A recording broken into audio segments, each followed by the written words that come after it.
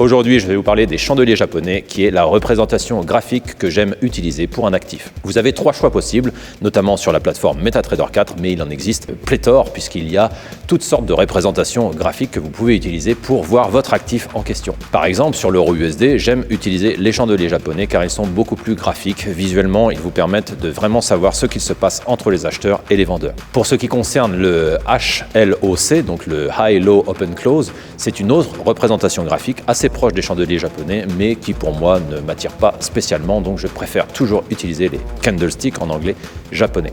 Et enfin, nous avons la représentation de type ligne qui, elle, permet de détecter certains patterns visuels comme des M et des W ou des triple top ou des double bottom.